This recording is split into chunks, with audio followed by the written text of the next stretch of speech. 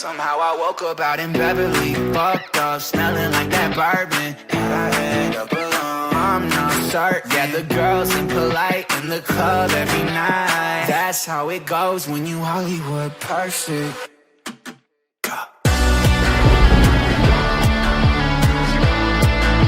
Hollywood perfect. Welcome people, Limini here, back again with another episode of the Sunderland Save here on my channel. We are still in the transfer window. We will have deadline day in this one, as well as a game against Forest Green and a game against Nottingham Forest. We have started off with a draw and a loss to Chelsea, which isn't a terrible start for us so far, to be honest. I'm not too disappointed. This episode we are mostly looking to try and wrap up our transfer business.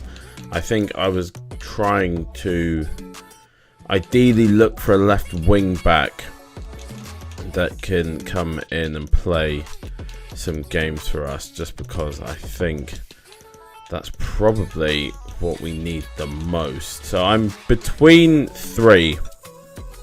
John Joe Kenny is one, because he can play both sides and is available for cheap.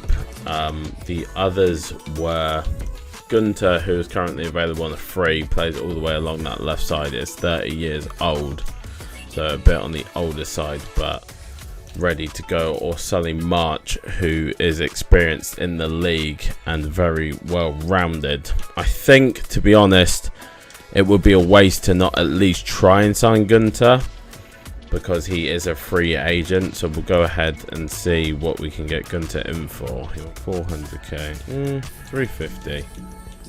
Sign on. They're happy with that, so we will sign a new left wing back in the form of Gunter. We will now as well get the cutscene of Jefferson Lerma joining the club, because obviously for some reason it's like slightly delayed or something. I don't really know why it happened. Jefferson Lerma here with the Chelsea shirt, no, with the Sunderland shirt, and with me. He actually played quite well in that game, so I was quite impressed by him. Christian Gunter, though, is going to come in that left wing back spot. We have spammed free agency, which is something I don't usually like to do too much, but I think it probably is necessary for a team that's in the position that we're in. So Gunter's going to start on the bench for us for now, because I'm trying to work with Jack Clark in his new role. If things don't work out with Jack Clark, we may see Gunter come into the starting lineup, but for now I'm going to stick with how things are. We only have 3 million left in the budget, so it's unlikely we'll make another signing in this episode, but we do have the first game coming up against Forest Green after some training. We actually do finally get Gunter's a signing that's a free agent actually come in, not after we've made another signing. These cutscenes, and it is because someone's going out on loan. Harris Hudson will go out on a 12-month loan. That'd be good for him to get a little bit of play time. Jack Diamond wants a game. It's probably unlikely he'll play in this one, Jack, just because you don't really fit what we're going for. We are going to obviously rotate the team, give Colwell a game. Neil's going to play. We're going to put Vertson in up top as well. I know he can't actually play the role yet. Diallo is going to play purely because he hasn't played a lot so far. And I think it probably would be better for him if he does play in this one. Gunter's going to come in for his debut. Etienne Green's going to come in for his debut. I'm actually going to start Richie as well and not involve... what was I trying to say? And screw it, we'll put Jack Diamond on the bench instead of Gelhardt as well. Bench is obviously a bit weakened, but this probably should be a game that we're not struggling too much in. Now that I've said that, we're probably going to get absolutely pumped by Forest Green. And so the Forest Green Rovers starting 11. Well, we will see their lineup. It will be a back five. Not really much point in us looking at it though, because we don't know many of their players. Yeah, we kind of got a lot going on with the team and even trying to compete in the Prem at the moment, so I'm not expecting a cup run really. Gunter, that We've not started this one particularly promising. We get tackled early, and since then, haven't really looked like we're competing. Gunter's going to get it here, though. It's only Vertson in the box. It's a great cross from Gunter, though, and Vertson is going to get his first goal in the Sunderland shirt. That is a great cross from Gunter. If that's what he can do for us, that is going to be a very, very good signing. Vertson in space. That's a good smash into the back of the net. I mean, he is in a lot of space. Vertson, I'm hoping, will have a big season for us. Goes back to Daniel. Brownhill. Back to Daniel. Vertson.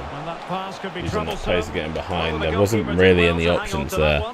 I was going to try and find Ross Stewart, but he kind of wasn't in a very good position to cross to him. Well, they're quite content to knock it around inside their own half. Out wide. The reason I'm playing Gunter in this one is I kind of want him to get gelled together with the boys a little bit. Advantage in operation. Ross Stewart's in space. Oh my God, Ross, what are you doing there? We'll have to adjust to the physicality of the English game. Hendry. That's a very good ball. That's luckily for us gone wide. Putting some tough tackles in so far. Forest Green. Gunter again has got a lot of space. We're trying to find the header. Vertson. Gunter and Vertson have linked up once again. Vertson getting 2 goals, scoring that unexpected header. I mean, you definitely can't complain doing the Conor McGregor celebration. I mean, he is incredibly ginger and has a beard. He's just not from Ireland. But Christian Gunter teeing up 2 good passes so far. He may be, I know it's against Forest Green, so we should be ahead, but he may be making a little bit of a case to even start the game against Nottingham Forest here with 2 assists. Vertson with 2 goals. So 2-0 now. The new boys linking up well. Richie had a bit to do with the play there as well. Ferguson getting across. At least going to have to do something with it here. Finds Christian Gunter. We are putting a lot of our play through. Well, on the cusp of the half-time interval, and I think it's fair to say they're enjoying this away day. Stuart, what have you made of what you've seen? Again. Well, they dominate. Can he get a hat-trick? Oh, strikes it, but just goes over the bar. Ross Stewart now getting played out wide. Going to go to Christian Gunter here. Brownhill. Daniel. Vertson. Vertson for his hat-trick in the first half. We are finding him in space every single time. And he has got a debut hat-trick in the first half of the Carabao Cup. Like I said, we can't get too excited because we are expected to win. But hey, it's nice to see your players succeed, even if you are expected to win. Forest Green are looking down and out here. Colwell did get in with a foot there. We do go into half-time 3-0 up with a Vertson first half hat-trick. I mean, it's definitely something you have to be happy about. And Neil's done well in the midfield as well. Again, another difficult one because obviously Dan Neil is probably not starting many games this season. But I think he will still be in and around the team and be quite a vital part of the team. Good reading from the Forest Green defender. Bad pass out there. Gunter intercepts. Ross Stewart over the top. Finds Vertson. Vertson is going to get his 4th goal of the game. I mean, 4 goals on your debut. I was tempted to shoot with Ross Stewart, but the opportunity was there to get the 4th for Vertson. You have to take it. It's a good run from Ross Stewart. He shows good strength as well. I was going to shoot there, but I saw Chargill start to hook back round. And I was like, yeah, I don't know. He's probably going to get blocked. We're going to bring on Jack Diamond here now for Vertson. Now that we're 4-0 up. Vertson is tiring a little bit. Obviously, he doesn't have sharpness with us as of yet. Out of having Gunter in the team, and he does. Richie, can he get himself a goal? He does take a strike, but it is palmed around the post from the goalkeeper. Bonetto making a good run here. Can he bring it down? Can't. Gets knocked away. Ferguson is absolutely shattered now, but I don't really want to bring on Semedo. I'd rather save his stamina for the next game. Jack Diamond running through on goal, though. Oh, it's a good save from McGee. Yeah, see, I could bring on Semedo, but I think I just want to save his stamina. Ross Stewart will finally get himself the goal. It is going to be 5-0 to the Sunderland boys. There won't be any special cards for this one because it's the early rounds. If we make it later, we may bring man of the match cards into it. But right now, it's too early to be bringing in those kinds of cards. Good header from Ross Stewart. Another goal to add to his tally this season. I think that's maybe 5 goals for him now. And that is going to be the end. 5-0. We will see ourselves through to the next round of the Cup. Vertson getting himself 4 goals on his debut. Which, if this was a true game, a real game in real life, we would probably see that massively overhyped. But obviously, Sunderland against Forest Green, 4 goals, impressive regardless of who you're against. But we should be winning it, so it kind of is what it is. I think there's going to be a lot more business for us. That's a different goodbye scene, not one that I've seen before. I think it's another loan, not sure which one of the loan lads it is. It is Try Hume going on loan for 12 months. Hopefully he will get himself a decent bit of play time. Carl Winchester has left as well, actually, so that might have been Carl Winchester. We have got, after that offer, I've just noticed here as well, an interesting offer coming in here for Dusan Benete. 3.1 million from Antwerp. Push it up a little bit. They're happy to go for 4 million. I mean, I don't think that's a bad deal for us for a player that I do like, actually. I'm a big fan of Dusan Benete. But if it means we can make another signing that's more likely to impact the first team, then maybe it's worth it. I'm going to make a little bit of a change here. Obviously, I had been playing Jack Clark in that role, but with Gunter coming in, I think it just makes more sense if we put Gunter into the starting lineup, to be fair. But yeah, so we are going to be starting Gunter in this one over Jack Clark. I may change my plan for Jack Clark. I do want him involved in the team, which makes it difficult. Ideally, I'd like him to be a full-time wing-back, but like we've seen, the training for him to be a wing-back is very long. The man of the moment. He scored 4. Ross Stewart with 4 and 3. We're being shown someone else though, so I'm not really sure what that one's about. But yeah, we are getting into the game against Forest here. As you could probably guess, we are at the City grounds, so we are away for this one. Our first away game of the Premier League season. Yeah, this season. So Sean Johnson in goal, Aurier, McKenna, Bolly, Musa, Niakate, Omar Richards, Mangala, Freuler, Morgan Gibbs White, Emmanuel Dennis, Tyler Awen up top.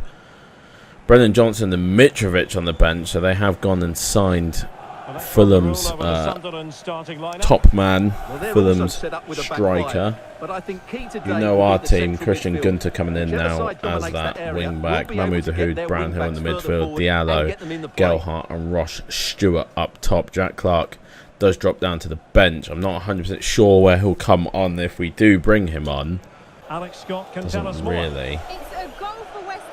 It's good interception there. Fulham actually still in the league and still choosing to sell Mitrovic, which is interesting. Gelhardt is up against Niakate here though, however that is not an easy run.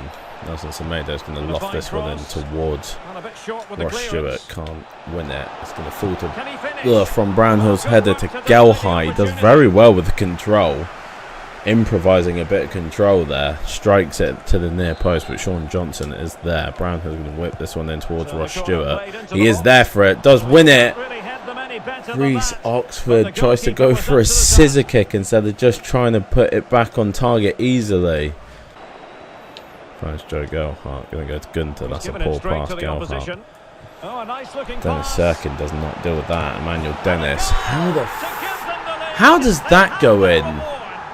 We've had our shots in the near post, they don't go in, but Emmanuel Dennis puts that away. Well, here it is. Are you kidding me? How many times have we seen this in recent games? Teams trying to play out from the back. Patterson, you've got to be doing more there, man. I mean, I wasn't expecting a save because there's a lot of power on it, but my God, you've got to be doing more. Again, comes from when we're on top. It's the same as what happened in the Chelsea game. We were on top of Chelsea, getting attempts, and then we concede. Hey, with Nee, Gunter's got to sprint back here to cover the run. It's going to be lofted over the top. I don't know where Reece Oxford ended up going. McCallum's going to be the man. How has he kept that in as well? And found that pass. Okay, yeah, we're going to concede again. Wow! Mangala, that's an absolutely terrible miss from him. And we've been let off. The Hood into Ahmad. Ahmad following Stewart, who holds it up. Brownhill. Gelhardt. Ahmad. And a good bit of play from us. It takes us a while to get rolling with a good bit of play. Amad Diallo will find his first goal of the season.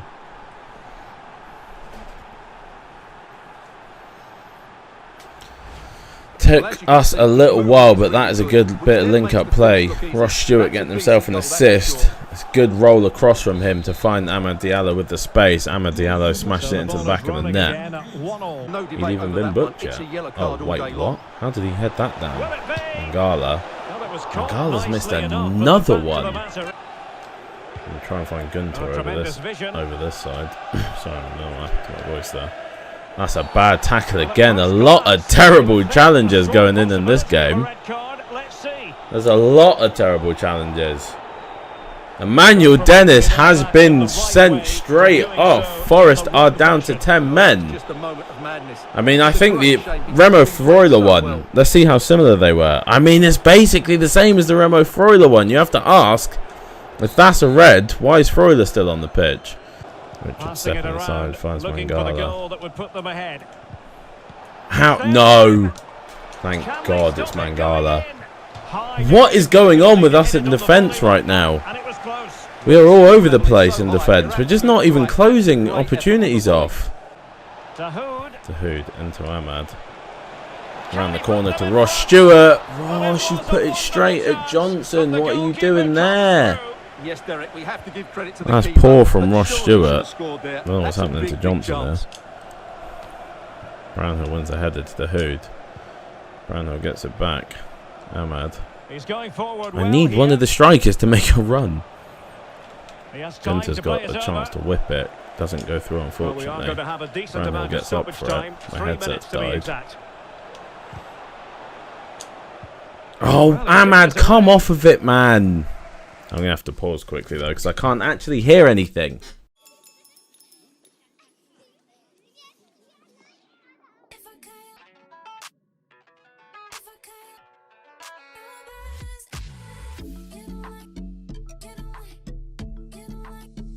That win does see us up into 13th place on 4 points, which isn't too bad from our first 3 games in the league, you have to say. 1 win, 1 loss and 1 draw. Burnley and Sheffield are actually below us in the table. Nottingham Forest still yet to win a game this season, which is not looking good for them. The team we drew with, Wolves, actually currently find themselves sat in first place on goal difference. So I would say we've been decent so far against the competition that we've been up against. All else there is to do, though, is to sim and get to deadline day to see if anything happens with deals. Obviously, we got that Benete deal going through, so we may look to make a signing if he does leave. Benete has been sold for 4 million. We will receive 3 million from the sale to Royal Antwerp. We will watch him leave. Like I said, it wasn't a player that I particularly wanted to let go, but when you get a decent offer like that, I think it's probably right to let him go as well, because he's not going to play. In terms of money, that does see us up to 7 million. I think it's difficult now, really, to look at where we may need. I think it could actually be midfield where we need to bring in another body, because obviously we have these 3 to Dan Neil, but then Matete and Bar kind of aren't quite where we need them in terms of the standard of the league. I think it may be central midfield that we look towards with that 7 million, but we're going to wait and see if any more deals come through, and then I'll get back to you guys. Right, we are on deadline day. A couple deadline day deals going through here. You can see Tielemans to Leipzig, Asensio to Liverpool, Amrabat to Burnley. I like Jay Matete though. He's not going to play a lot this season. I'm a big fan of Jay Matete though. If we can get 3 mil, I'll let Matete go. No, they're not going to go 3 mil. I thought they probably weren't because he's only valued at 1.3. That's a tough one for me because I like Jay Matete and I don't want to let him go just because it's a little bit of money. You know what I mean? We do have a transfer offer coming in for Abdul Bar though. I think probably it's more fair to let Bar go because Bar, I didn't even use him much last season, which we can. We will let Abdullah Bar go because he won't play for me this season, and then at least that is a little bit of money for a player that I don't really use very much. Here is Abdullah Bar leaving the club now. He will be going off. I don't know where he's going. Oh no, that's not Huggins, but that's not the deal that we were looking at. I want to see what Abdullah Bar's rating is. There we go. He's going to, I can't remember how to actually say their names, so I'm just going to call them Union. Let's see, how do they rate the sale? Only C. But Abdullah Bar will be leaving. We have a Heath loan offer coming in here as well from St. Pauli. Again, we will put that down to just a loan. And then we will go look at central midfielders that we could potentially bring in. So this is kind of where we're at for bringing players in. I mean, Ampadu wouldn't be a terrible idea. Lamina as well. Or even maybe Jeffrey and Adelaide, I'm thinking could be the signings. Philip Billing as well is not a bad shout. Let's check exactly how much money we have available to us. It is 8 million. Lamina's cheap, but the problem with Lamina is at 29, I don't know how many seasons he's going to have for us. Loftus-Cheek would be good, but I don't think we can afford him. I think it's between Ren Adelaide and Philip Billing for me, really. So let's go in and see what we can get Ren Adelaide for, if we can get him at all. I want 7.9 and 20% sell on. I'm happy with the sell on, but let's take the 900k off if you want the sell on. They're happy with that, so we will agree a deal. Let's see money wise what we can do for Ren Adelaide. Wages always tend to be a problem for me, at least. Let's see, 23. We'll just throw all the money we have available. They're probably going to walk away, I would imagine, because I would if I was them. In fact, we're going to be the ones to walk away because we can't actually afford his wages. That's unfortunate that the wages end up being the stumbling block there, because I think Ren Adelaide would have been a good signing for us. We're going for Philip Billing as our kind of backup, I guess. 5 million, and see what they say to that. Oh, they're happy with 5 million. Okay, well, if they're happy with 5 million, that's a decent bit of business, and hopefully then we can still offer a decent contract out to Philip Billing. They're happy with that, so Philip Billing will be joining us as a new rotational midfielder. 6'6" Philip Billing. Philip Billing in a Sunderland shirt. Bournemouth went down last season, so obviously they're probably trying to... He makes me look absolutely tiny. What the hell? Philip Billing coming in for 5 million. They got to rate that as a good transfer, surely. 5 million off the valuation they offered us was 6.5, I think it was.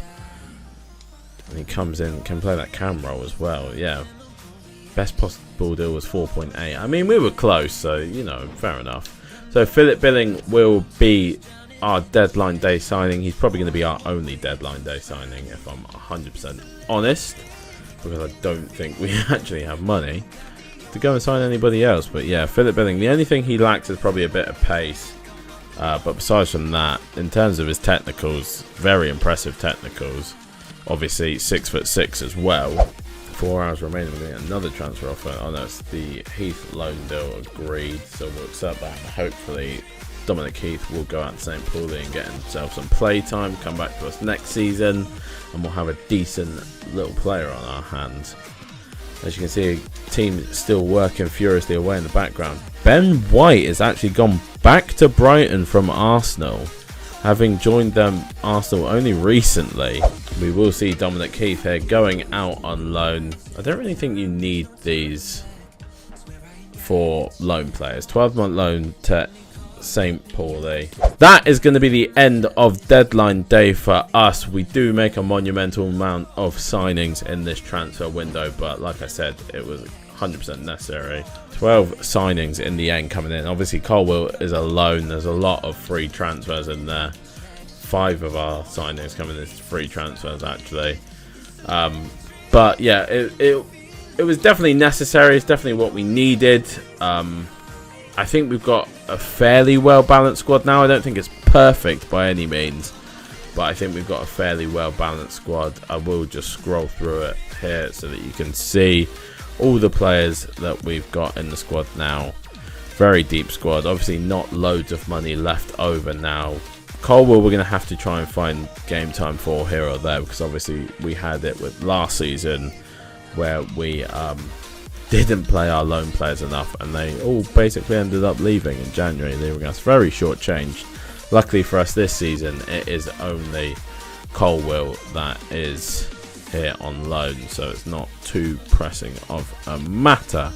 But yeah, these are all the players we have. The only one you want to see, Joe Gelhardt actually needs a new contract as his deal is coming up, so I may even go in and do that now. Jefferson Lerma's training to become a centre-back is complete.